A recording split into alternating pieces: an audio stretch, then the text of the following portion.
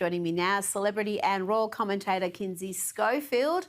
Kinsey, let's start with Meghan Markle. She's been dubbed the Salmonella Sussex after she shared a cooking video to Instagram. She was preparing a Thanksgiving turkey, but viewers noticed Meghan was still wearing her gold bracelet and was preparing the raw turkey without gloves. Now, Kinsey, are we being too harsh here, Kinsey? Surely a thorough hand and bracelet wash is sufficient, or is this some sort of a culinary faux pas? Exactly. Yeah. I mean, Megan should be held accountable here. She's trying to position herself as an expert. And this is why people complain about her hair dangling over the food or her not removing all of her jewelry when preparing a meal. Bacteria like Salmonella and E. coli can live in the tiny crevices of metal, stones, and settings if you wear them in the kitchen. You can wash your hands all day long, but if bacteria remains under the jewelry, that can easily transfer to cabinet handles, phones, towels, and toys. She should know better and do better if she wants credibility in this space. Remember on With Love, Megan, she made bath salts, and someone threatened to sue her over burns on her legs after using those exact same ingredients that Megan suggested on that program. So, if she's going to position herself as an expert, she has to do some research and do a little better. Well, she's not Martha Stewart, is she? Let's be honest. She's, what do the kids say? Team you, Martha Stewart. She's not really at that level, though. I think she aspires to be the next generation's Martha Stewart. Now, Ellen DeGeneres, I thought she'd fled America for good, at least until Trump's presidency was over. But Ellen and wife Portia de Rossi have backtracked on their plan to stay in the UK in a bid to escape Donald Trump. According to the Daily Mail, Ellen told her friends that she and her wife are planning to spend more time in California because they miss their friends. They're also apparently dreading the thought of another British winter. I'm sure they would have done their research. You would hope so, Kinsey. British winters aren't anything new. It's been pretty miserable there in winter, pretty much, well, thousands of years. Well, we've recently discussed Ellen's desire for a professional comeback. I do think she's bored. Of course, she's bored. Netflix gave her a new special not too long ago. It got no traction. In fact, the only show I heard mention it was Us.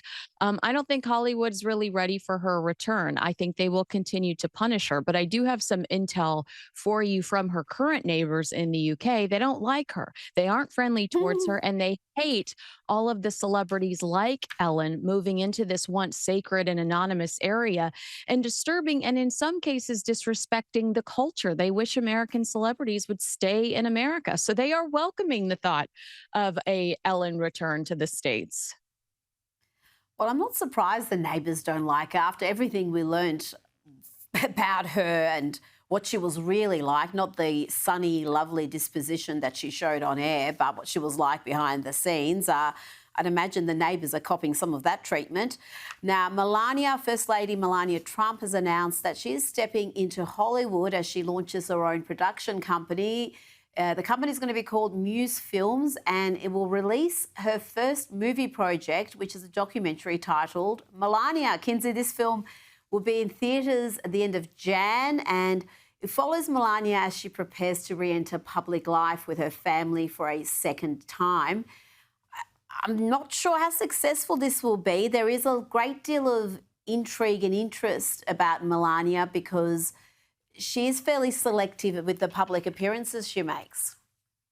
Well, I think that this is a good, I mean, you're right. When it comes to analytics, will this be successful? Will this get butts in seats? Maybe more at home rentals than theatrical rentals, but I think it's a good way for Mm. Melania to try to take back her story. Remember Stephanie Winston Walkoff, who was once Melania's close friend and served as a senior advisor for her during, the early months of the first Trump administration. That relationship collapsed when she secretly recorded audio tapes of the first lady and then wrote that appalling tell-all Melania and Me, which detailed some of Melania's frustrations, private frustrations. The scandal became one of the most dramatic personal raptures to emerge from the Trump White House. And this movie finally gives Melania a voice. So I think that this is her way of trying to take back the narrative from mean girls like Mm. Stephanie.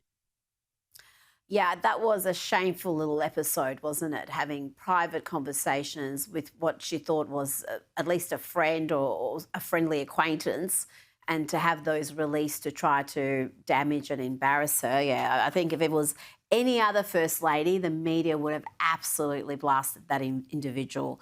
Now, Jennifer Lopez, J Lo from the block, is that what she used to call herself? She's being mocked online after she became the global face of Turkish jeweler Zen Diamond.